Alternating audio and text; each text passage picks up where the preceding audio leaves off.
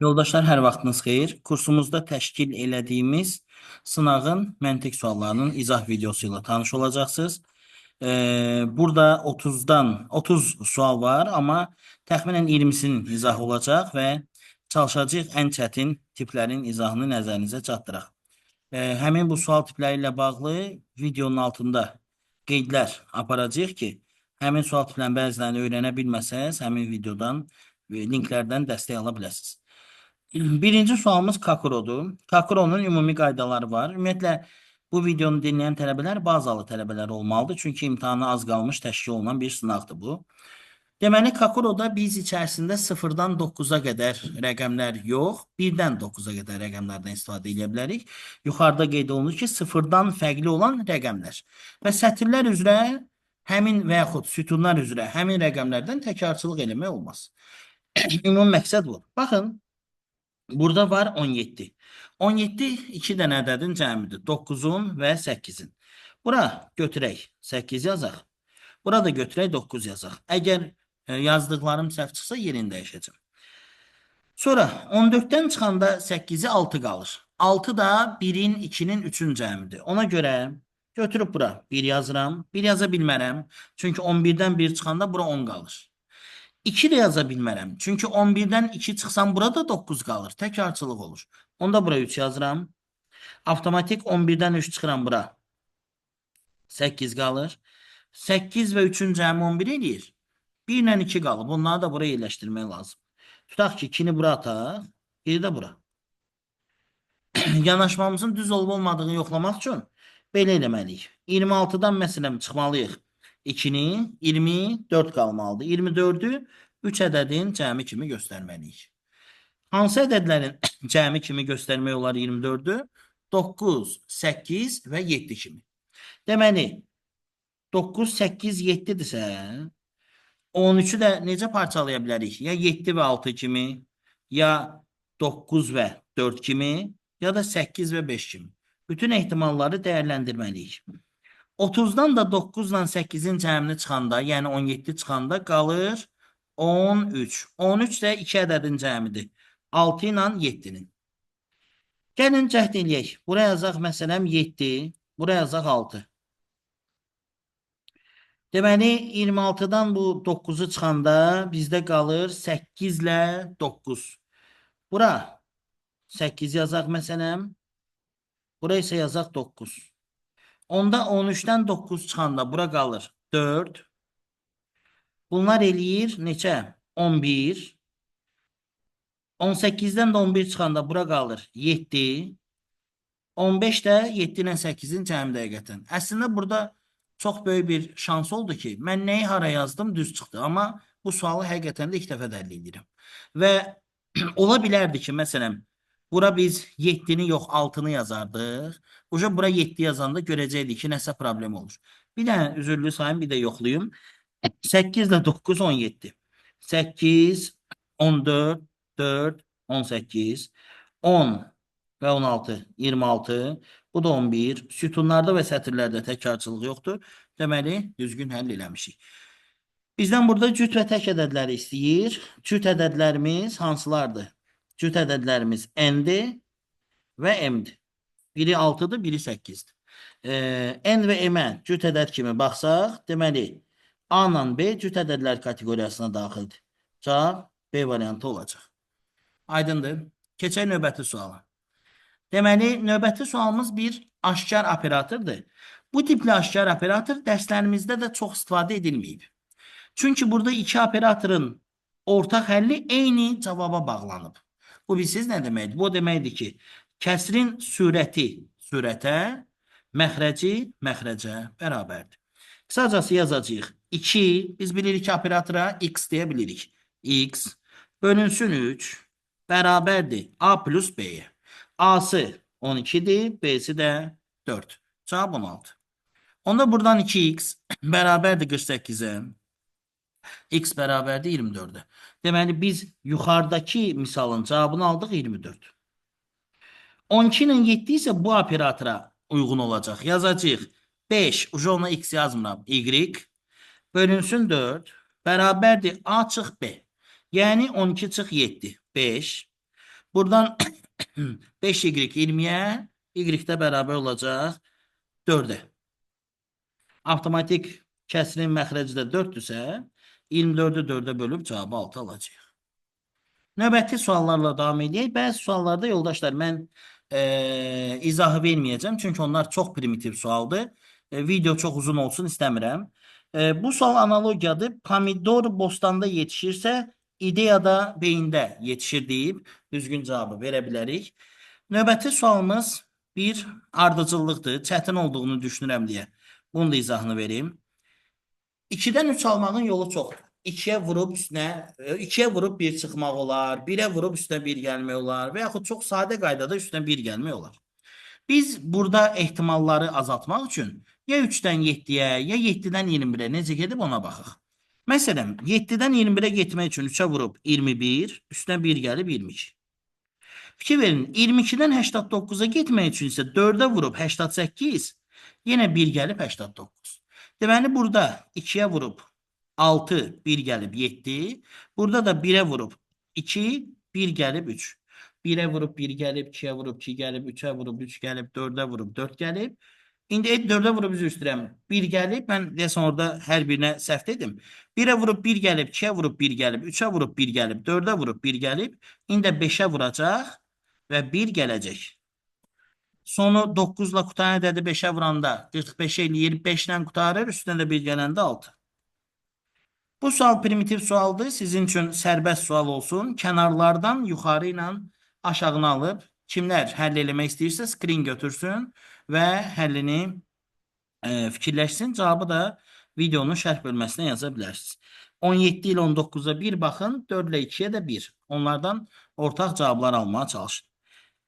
76-cı sual xarab saat sualıdır. Bu xarab saat sualının video linkini aşağıda yerləşdirəcəyik.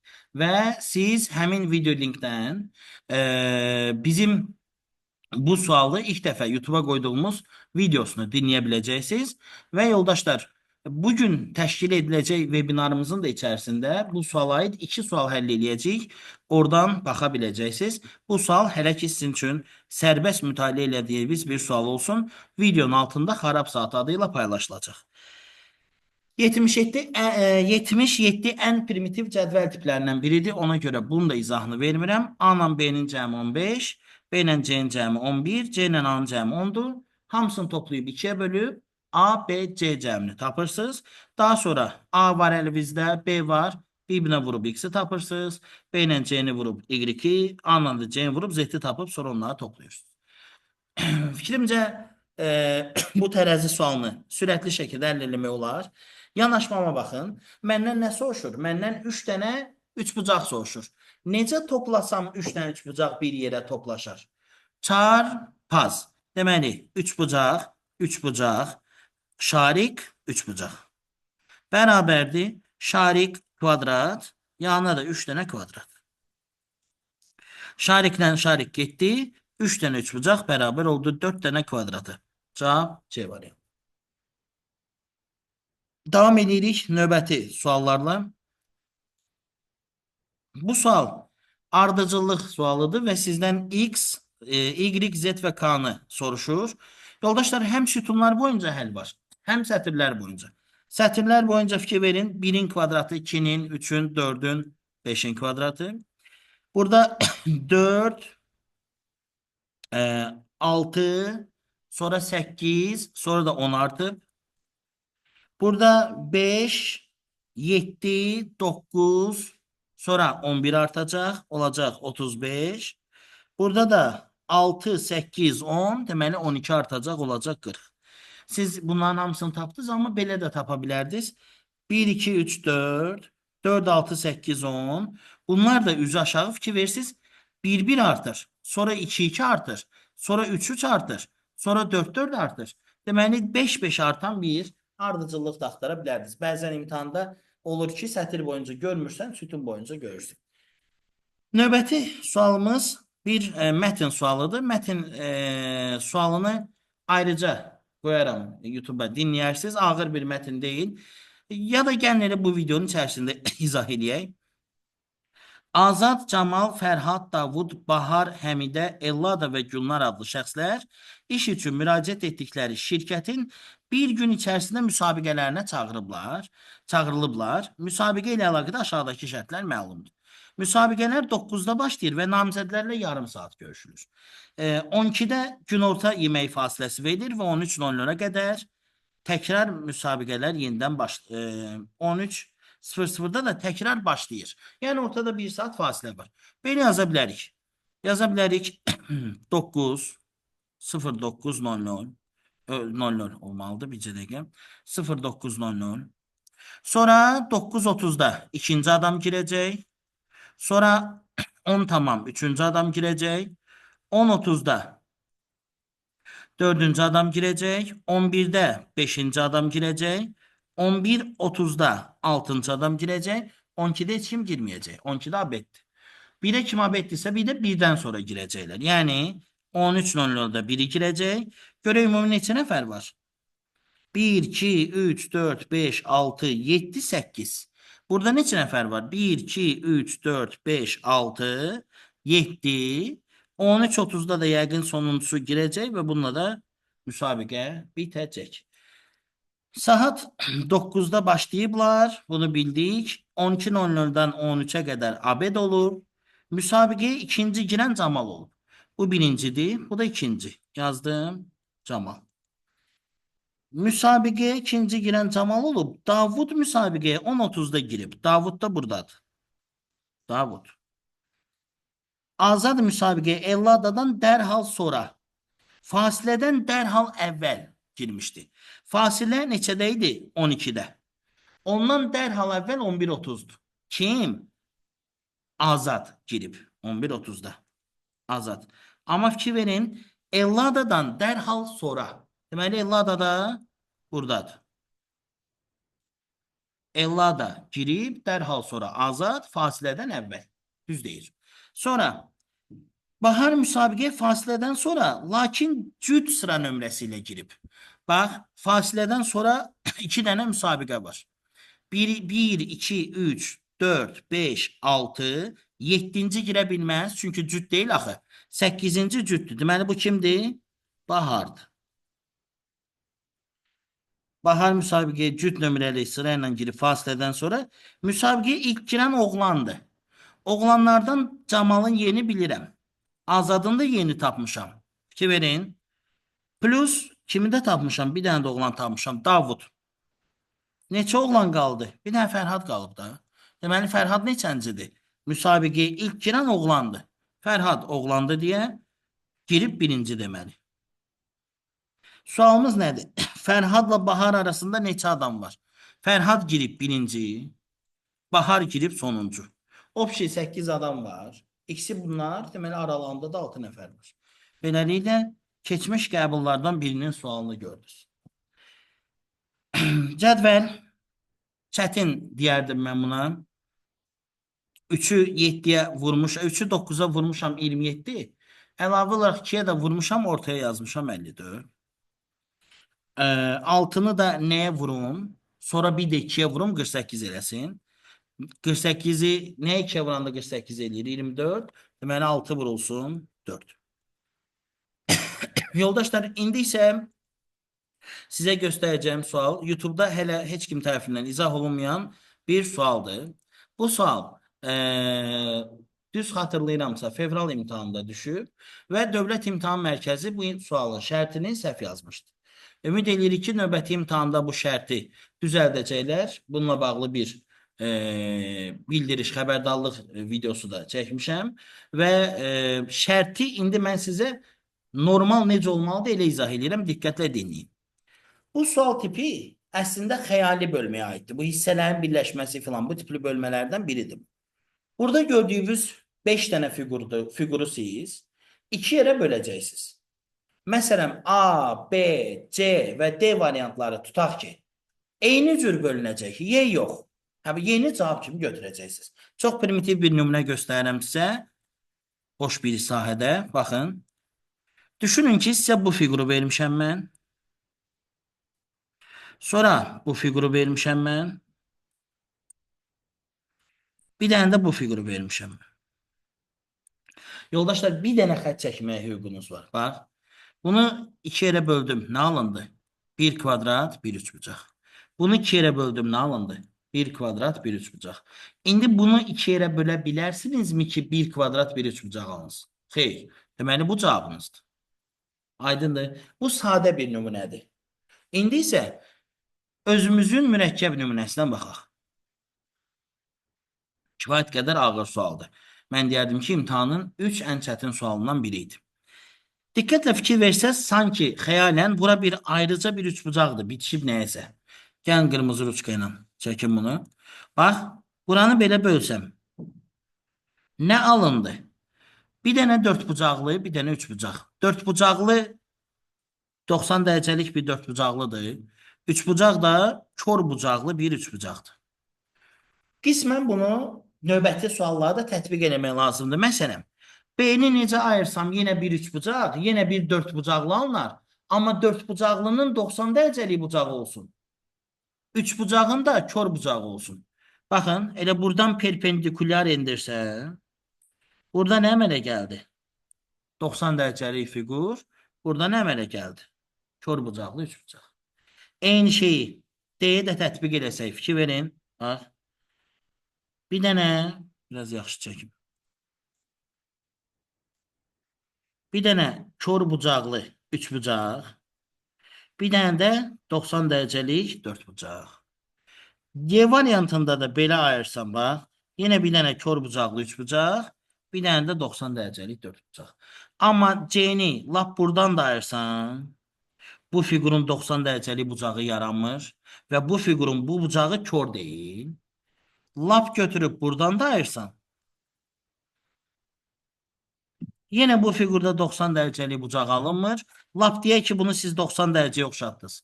Amma bu kör bucaq deyil. Ona görə düzgün cavab C variantıdır. Digərlərindən fərqlidir. Və fikrimcə bunun stilində yeni bir sual görə bilərsiniz. İnşallah ki, çox belə bunun kimi mürəkkəb düşməz. Yaza bilərsiniz. Sırf təxəyyüldür, sırf təsəvvürdür. Ağır sual tipidir. Bunun YouTube'da ayrıca bir video izahı da mevcuddur. Onu da bunun altına link kimi yerləşdirərik, baxarsınız. Neft sualından ilhamlanaraq imtahana, kursumuzun sınavına belə bir sual salmışdım. Burada ədədlər böyüdür. Mən kalkulatordan istifadə edəcəm. Amma inanın səmiyyətimə ki, kalkulatorsuz da çox rahat alınan bir belə deyək sualdır. Sadəcə video uzun olmasın deyə. Deyir ki, aşağıdakı diaqramda nəqliyyat, avtomobil nəqliyyatından istifadə edənlərin 95% avtobusla, 5% mini avtomobilinə minib. Burada nə yazıb? 2023-cü ilin yanvar-iyun aylarında, yəni ilk yarım illikdə nəqliyyatdan istifadə edənlər 900 milyondur. Neçə nəqliyyatdan? 3. Hava, avtomobil, reysli. İndi mənə hansı maraqlıdır? Mənə maraqlıdır avtomobil nəqliyyatı, misalda deyir. Neçə insan istifadə edib? 900 milyon. 900 milyon yazmayın. 900 götürün. Yenə cavab çıxacaq. Bax, 900 götürdüm.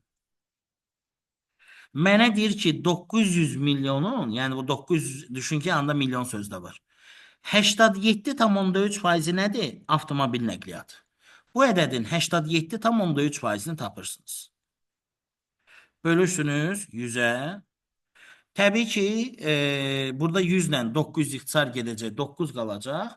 9-u da 87,3-ə vuranda, deyəsən, bir dəqiqə 700, bir dəqiqə vuracam yoldaşlar. Nəsə texniki xəta eləməyim, çünki irəlidə də 4-5 dənə hesablama var. 900 vurulsun 87,3 eləyir 785. Yuvarlaqlaşdırdım. 785 tam nə qədər edir? 785 götürdüm. 785 milyon sırf avtomobil nəqliyyatını seçənlərdir. İndi o avtomobil nəqliyyatını seçənlərin də neçə faizi belə deyək, avtobusu seçirdi. O da var axı. 95% avtobus seçirdi, 5% isə avtomobilləri. Gedək suala baxaq görək nə istəyir. Avtobusdan istifadə edənlər digərlərindən nə qədər çoxdur? Gəlin biz 785 milyonun Tapaq 95%-ni. Vuraq 95-ə bölək 100-ə.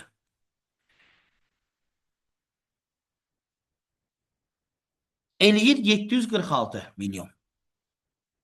746 milyon. İndi yoldaşlar, demir ha, avtobusdan istifadə edənlər, minik avtomobilindən istifadə edənlərdən nə qədər çoxdur? Deyir, avtobus istifadə edən başqa nəqliyyat vasitələrindən nə qədər çoxdur? Başqasının içində samolyot da var, qatar da var. Ona görə 900 milyondan, yəni opşidən çıxmalısınız 746-nı. O da eləyəcək 154.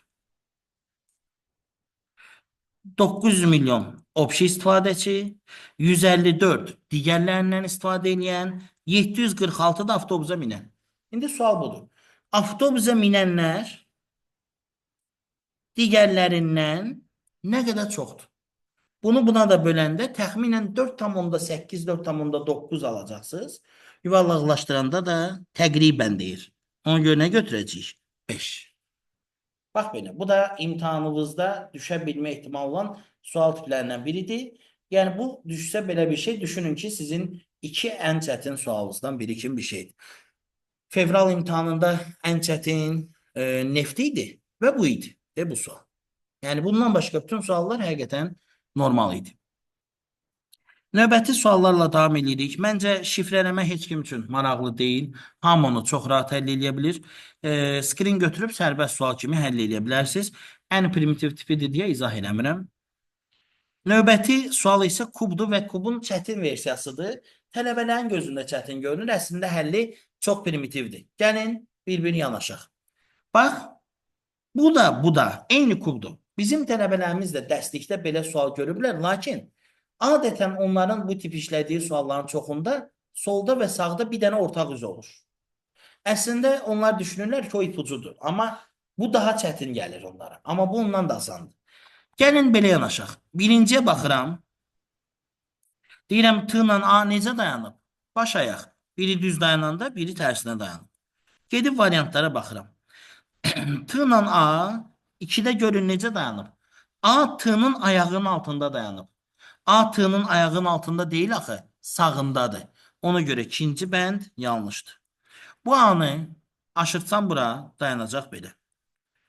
Bir dənə də aşırtsam belə dayanacaq belə. Fikir verin, T-nin ayağı baxan tərəfə A-nın başı baxır. Həqiqətən də T-nin ayağı baxan tərəfə A-nın başı baxır. Burada da çəkdiyim kimi. Deməli, o cəhətdən bu düzdür. Amma bu birisi cəhətlərdən də düz olmalıdır. Fikir verin, N-nın üstündə I dayanıb. N-nın üstündə I dayanıb. N-nın sağında C dayanıb. Bizim hüququmuz var ən öndəki üzü axıra gətirməyə. Var. Özdə necə? Olduğu kimi. C bura gəlsə, həqiqətən N ilə C dayanıblarmı yan-bayan? Bəli. N-nın üstündə I? Bəli. Deməli, bu düzgündür. Bura baxıram. Bu A-nı aşırtsam bu tərəfə, fikir verin. T-nın ayağı baxan yerə A-nın başı baxır, düzdür. Bu iğni aşırtsam bu tərəfə, həqiqətən də N-nın üstündədir, düzdür. Aşırtmasaz belə görürsünüz ki, C-nın üstündə elədir, bu da düzdür. Bəs H-la T necə dayanıb? Baxın, H-ın ayaqları T-nin başına keçir. H-ın ayaqları T-nin başına keçir. Deməli, 4 də düzdür. Bu niyə səhvdir? Çox primitiv. Baxın, N-nın yanında C necə dayanıb? Əslində necə yazılırsa elə. Burada isə başı yuxarı baxıb, ona görə səhvdir. Bir də burada yanaşa bilərik. Bəs C-nın yanında N necə dayanıb? Baxın, N kimi. Amma bizə göstərilib Z kimi. Şimdi bu da ona görə səhvdir. Cavab qaldı 1 ilə 4. Əgər düzgünü istəyirsə, doğru açılışlar istəyir. Ona görə cavab 1, 4. Məncə bu biraz çətin, yox, bu biraz asan sual idi. Bu tipdən daha çətin suallar görmüsünüz. İt və sərf sözlərini bir-birinə birləşdirəndə sərf və it. Təsvir sözü əmələ gəlir. İmtahanda deyim 90% hallarda ikisini birləşdirəndə 6 hərfli, 10% hallarda isə 7 hərfli sözlərdən istifadə edib. Mən çox nadir hallarda, bəlkə heç yadıma da gəlmir ki, 8 hərfli bir söz olsun. Bəlkə də olub, çox nadir olub. Davam edirik növbəti suallarla. Artıq vacib sual tiplərimiz az qaldı. Bir dənə ümumi baxın.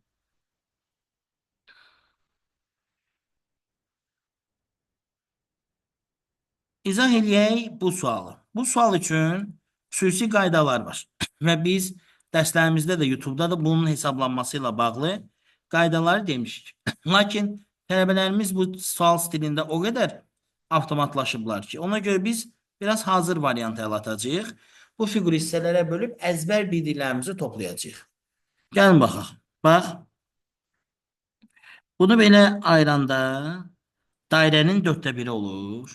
Bunu da belə ayıranda dairənin dörddə biri olur. Elə bu da dairənin dörddə biridir. Bu üçbucaqdır. Burada da bir dənə balaca üçbucaq var. Bir dənə də balaca bir dairənin dörddə biri var. Bir dənə də böyük üçbucaq var. Üçbucağın sayəsini hesablamaq üçün enini uzununa vurub 2-yə bölürük. Bunun eni 3, uzunu 2 deyək. Bir-birinə vuraq 6, yarı bölək 3. Bunun da eni 2, uzunu 2, 2 vur 2 bölü 2. 2. Biz bunlara ne demişik? 6 tam %75. Onda bu da 6 tam %75'dir. Şimdi bu sualı ilk dəfə görən tələbələr bu hardan çıxdı deyirsə, bu sualın videonun altına pin eləyəcəm. Sualın orijinal həllini dinləyə bilərlər. Bu da 6 tam %75'dir. 2 vur 1 böl 2, bu da neçə eləyir? 1. Və bu da 3'dür. Və kvadratlar da 3, 7, burada da 9. 16 dənədir. 16, 6, 75, 6, 75, 2, 6, 75, 3, 3 ve 1'i toplayırsınız. Doğru cevabı alırsınız. Toplamayaq, vaxt getməsin. Növbəti sual. 88-ci sualda deyir ki, fiquru 180 dərəcə fırladın. Fiqurun 180 dərəcə fırladılmasından neyi alacaqsınız? Bunu imtahanda tapmaq üçün verilmiş fiquru vərəqinizə çəkəcəksiniz və vərəqi kəlləmayallah fırladacaqsınız. İndi biz xəyali olaraq fırladaq. Bu çıxıntı sağdadır. Deməli fırladanda solda olmalıdır. Bu getdi, bu getdi, bu getdi. Qaldım bundan bunda. Bu çıxıntı yuxarı baxırsa fırladanda hara baxmalıdır? Aşağı baxmalıdır. Ona görə cavab Ramoy D variantı. Heç mən bu qədər primitiv sual vərəqə belə çəkməyinizi tövsiyə etmirəm. Bu figurda da primitiv həll var. Bununla bu üst-üstə düşür. Hansı hissə ki üst-üstə düşür? Cavab odur. Bunu da çox yubatmırıq. Burada sadəcə üst-üstə düşən hissəni tapa bilərik. Deyəsən bu hissə üst-üstə düşür. Baxın. Həmçinin də bu hissə üst-üstə düşür. Bu da sərbəst sual olsun. Sadə bir sualdır yəqin ki, variantlara da diqqət yetirsəz, orada nəyinsə qüvvəti kimi də təsəvvür edib tapa bilərsiniz. Növbəti sualımız. Bu da primitiv olmalıdır, amma gəlin düşünək. Bax, var 13, var 12, onlardan alınıb 10. Necə ola bilər? Ola bilər toplayıblar 25, 2 vur 5. Bundan əmin olmaq üçün burada baxmalıyam. 14 və 19, topladım 33, 3 vur 3. Deməli, bu məsələ düzəldi. Y-i tapa bilərik. 9 və 12-ni toplayarıq. 21, 2 vur 1, 2. Bəs 38-i necə alıblar? Kimdən qonşudur? 10-dan və 9-dan. Topladım 19, 2-yə vurdum 39, 38. 2 və 6-nı topladım 8, 2-yə vurdum 16. X-i də tapmaq üçün 9 və 6, 15, 2-yə vurdum 30. Bulut sualını da həll edeyim. Daha sonra hitorini həll edeyim. Ondan sonra dairənin birləşməsi və fiqurun fırlanması. Həmçinin fiqurun sayılmasını da və həmçinin yaş məsələsində. Digər suallar isə sizə individual sual kimi qalsın. Bu mətindir, çox primitiv bir mətindir. Kimsə istəyirsə screen götürüb ardıcıllıqla qura bilər. Çox rahat çıxdaşla belə alınır. Gəlin indi bulut sualına baxaq. Bulut sualının ənənəvi həllini YouTube'da verdiyim üçün dərin izah verməyəcəm. Başlaması üçün yer verməyiblərsə sizə, özünüz bir ox qoyub başlayırsınız. Bunu belə danışmışıq. Bu tərəfdən başlamaq çox absurddur. Niyə? Çünki başlayan kimi məchul var. Niyə oradan başlayasan ki? Başlayırsınız bu tərəfdən. 3-dən 15-ə gedib, başa düşürük ki 5 qat böyüyüb. Baxın, 8 bucaqlı fiqur və 3 bucaqlı fiqurun fərqi 5 edir. 5-ə vurublar deməli. Dairənin içində olan fiqurlar 5-ə, dairənin içində olan fiqurlar vurma əməlindən istifadə edib Fikir verin, bu fiqurun içində olanda isə bölmə əməlindən istifadə edilib. Digərlərində isə sadəcə toplama çıxmadır. Fikir verin, 3-dən 15-ə getmək üçün 8 ilə 3-ün fərqi 5, 3-ü 5-ə vurublar 15. 15-dən 18-ə getmək üçün 6-dan 3-ü çıxıblar 3, 15-in üstünə 3 gəliblər 18. Çöldən içərini çıxıblar, 6-dan 3-ü çıxıblar, müsbət 3 qalıb, ona görə də 15-in üstünə 3 gəliblər. İndi 18-dən gedirik B-yə. Bu işarə nə edirdi? Bölürdü. 18'i neye böləcəyik? 8 ilə, yox 8 deyil bu. 1, 2, 3, 4, 5, 6, 7, 8, 9, 10. Bu da 4'tür. 10 ilə 4'ün fərqi 6, 18'i 6'ya böləcəm. 3. Bundan sonra proses davam eləyib. Niyə mən yorum özümü? İmtahanda da. Gördünüz, tutmuşsunuz 50, gedin elə anı tapın, qutardı 7. 16'dan A'ya getmək üçün yenə böləcəm. Nəyə? 8 ilə 6'nın fərqinə. 2. 16 bölü 2 edir 8. A'nı 8 tapdıq. B'ni də 3. Onların cəmi də 11 edir. Baxırıq Hitoriyə. Hitori üçün həlli yadınıza salaq. Bizə deyirdi ki, Hitoridə 2 eyni ədədin ortasını ağart. Ona görə sən 5 ilə 5-in ortasındakı 2-ni, 5 ilə 5-in ortasındakı 3'ü, sonra 2 ile 2'nin ortasındaki 3'ü, sonra 4 ile 4'ün ortasındaki 5'i ağardırsın. Ola bilər görmədiyim də var, mənə bəsdir bu. Başlayıram. Yoldaşlar, bu 5'e görə bu 5 qaralır. Qaraxananın yanları isə ağarır. Bir də belə bir şey demişdim. Demişdim ki, hər hansısa bir şeydən sütun və sətirdə təkdirsə, onu da ağarda bilərsiniz. Fikir verin, məsələn, bu məsələn, birdən sütunda da sətirdə də təkdir. Ona görə bunu ağarda bilirsiniz. Və yaxud bu 4'dən sütunda da sətirdə də təkdir, ağarda bilirsiniz. Və yaxud bu 1'dən sütun və sətirdə təkdir, yenə ağarda bilirsiniz. Bu 2'dən də sütun sətirdə təkdir, ağardırsınız. Belə. Sonra görürüksə ki, sual irəliləmir və başqa ipucu yoxdur. Bu zaman özümüz fikirləşirik ki, bunun bir yerini ağardım, bir yerini qaraldım. Mən ruçkamın rəngini dəyişirəm. Siz də imtahanda karandaşla eləyərsiniz. Baxıram, burada 4 var, burada da 4 var. Deyirəm, birini qaraldım, birini ağardım. Başlayayım həll eləməyə. Səhv çıxsa dəyişərəm. Deməli, buna görə bu da ağarır. Bu ağardısa, avtomatik bu qaralır. Yanları da ağarır. Bu 4'ə görə bu 4'də qaralır. Əgər mən bu 5'i qaraltsam, 2'ni bloka salmış olaram. Ona görə bu ağarır. Bu ağardısa bu qaralır. Sonra bu 5'e görə bu qaralır. Yanları isə ağarır. Ağardı, ağardı. Sonra yoldaşlar, qaldı bu 5'lər, bu 2 və bu 2. Əgər mən, bunu ağartmalıyam çünki qaranın yanı ağ olmalıdır. Bunu ağardan kimi dərhal buna görə bu qaralır. Qaranın yanı ağarır. Bu 5 ağdırsa bu 5 qaralır. Fikir verin, bəzi tələbələr elə bilir ki, məsələn, bir sətirdə 3 dənə 5 varsa, onlardan biri ağaracaq, ikisi qaralacaq. Lakin birinci sətirdə siz 1, 2, 3 dənə 5'in 3'ünün də qaraldığını görə bilirsiniz. Bu sualda heç bir xəta yoxdur. Yəni, ikinci həlli etməyə ehtiyac yoxdur. Nə 2 dənə qaraxana yanbayan deyil, nə də hər hansısa bir sütun sətirdə 2 dənə eyni ədəddən ağ yoxdur. Bizə sual verir ki, 3-cü sətirdəki rənglənməmiş xanaları seç. 4 və 3 rənglənməyib. Bu qədər. Daha sonra dairəni də həll eləyək. Burada fiqurları birləşdirib dairə almalıyıq. Bax, bunun kəsilməsi ilə bunun kəsilməsi bir-birinə oxşuyur. Bunu bunun içinə sala bilərik. Bax, bu formada. 7 də sanki bunları çöldən öz daxilinə almır. Baxın. Belə bir şey. Biz bu 6'nı da qoysaq bu 1'in içinə. Bax, belə bir şey. Və onları bura birləşdirsək, məsələ həll olmuş olur. Biz istifadə etmədik 4-dən və istifadə etmədik 5-dən.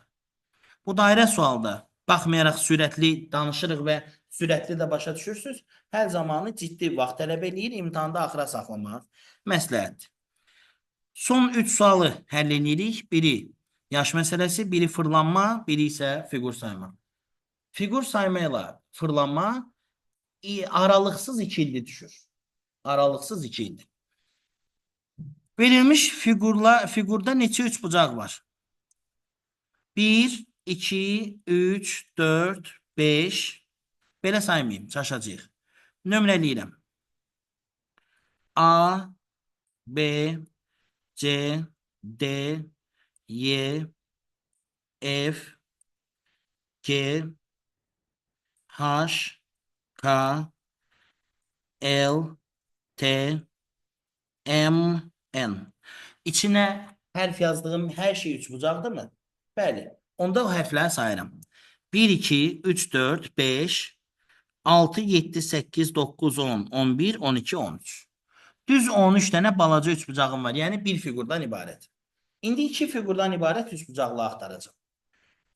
Burada 2 fiqurdan ibarət üçbucaq cəmi bir dənə A ilə C-ni birləşdirəndə gördüm. Bir dənə B ilə D-ni birləşdirəndə gördüm. Bir də C ilə D-ni birləşdirəndə.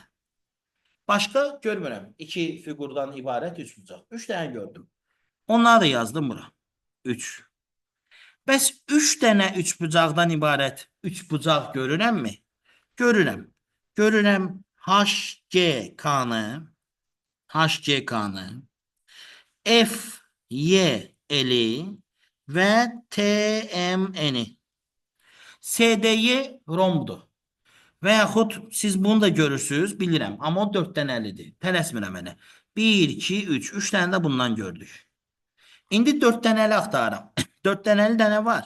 A, B, C, D. Başqa yoxdur. Görmürəm.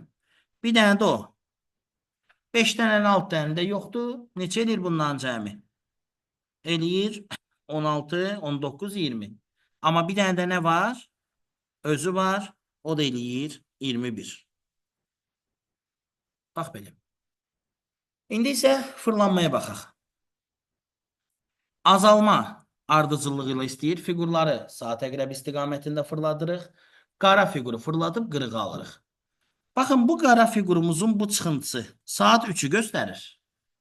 Aşağı, həmin çıxıntını tapırsınız qırıqda. O da saat təxminən 5'i göstərir. 3'dən 5'ə 2 saat var. Deməli 60 dərəcə fırlanır. Birinci fiqurumuz 60 dərəcə fırlanır. İndi ikinci fiquruma baxıram. İkinci fiqurumda qara fiqurun xoşuma gələn bir yerindən ox çıxardıram. Məsələn bu. Saat 7'yə baxır. Həmin hissə qırıqda burada deyil. Çünki saat hələ 3'ə çatmayıb. 2'yə baxır. 7'dən 2'yə kimi neçə saat var? 7'dən 12'ye kimi 5 saat. 12'dən də 2'yə 2 saat. Cəmi 7 saat. 7'ni 30'a vurdunuz. 210 dərəcə fırlanır. Həqiqətən bax, biri düz bu yana, biri də düz bu yana baxsaydı 180 dərəcə olacaqdı. Amma bu biraz əyilib aşağıya doğru. Deməli, həqiqətən 180'dan çoxdur. Üçüncü fiqura baxıram. Bax, mən buradan bir ox çıxartsam, saat təxminən 3'ü göstərir, 3'dən 4'ü. Bu da təxminən saat 1'i göstərir. 1'dən 3'ə yox ha. Qaradan qırığa. Ona görə saat 3'dən belə deyək, gedəcəksiniz saat 1'ə kimi. Bu da təxminən neçə saat edir? 11 saat edir. Yox, 10 saat edir də deyərdim. O da təxminən 300 dərəcəyə yaxın bir bucaq verir mənə. Üçüncü fiqur 300 dərəcə. Dördüncü fiqura baxırıq. Dördüncü fiqur, fikir verin, bu buradadır, sonra da buradadır. Baxın, bir dəqiqə görüm, düz görürəm, bir dəqiqə. Başqa bir hissəsindən baxım ki, səhv eləməyim. Bax, yoldaşlar, bu çıxıntını görürsünüz, bu hissəni. Bu hissə saat 4'ə baxır. Həmin hissə, fikir verirsiniz, buradadır. O da saat təxminən 9'a baxır. 5 saat var da deyərdim. 5 saata da neçə dərəcə fırlanır? 150 dərəcə. 5'te də qara bura baxır, sonra da bura. Buradan bura yəqin ki 3 və 4 kimi baxarıq. 11 saat fərq var. Axı qaradan qırığa geri, elə bil 3-dən 4-ə. 11 saatı da çevrəndə dərəcə eləyir 330 dərəcə. Və beləliklə bizdən azalma ardıcılığı ilə istəyir. 5, 3, 2, 4 və 1 verə bilərik. Və sonuncu sualımıza da baxaq. Sonuncu sualımız da yaş məsələsidir. Və videonu yekunlaşdıraq. Asifin 5 il öncəki yaşı Vasifin 10 il sonraki yaşından 2 dəfə azdır. Asifin 5 il öncəki yaşı Asif çıxılsın 5'dir. Bu da 20 yaşı varsa 5 il qabaq 15 yaş var idi. Ona görə 5 çıxdım. Vasifin 10 il sonraki yaşından 2 dəfə azdır. Vasifin de 10 il sonraki yaşı V plus 10'dur. Və Asif Vasifdən azdısa biz həmişə nə demişik? Az olanı vururuq. Az olanı vururuq. Neçəyə? 2'ye. Kömək edib burada deyir. Vasif Asifdən 5 il öncə doğulub.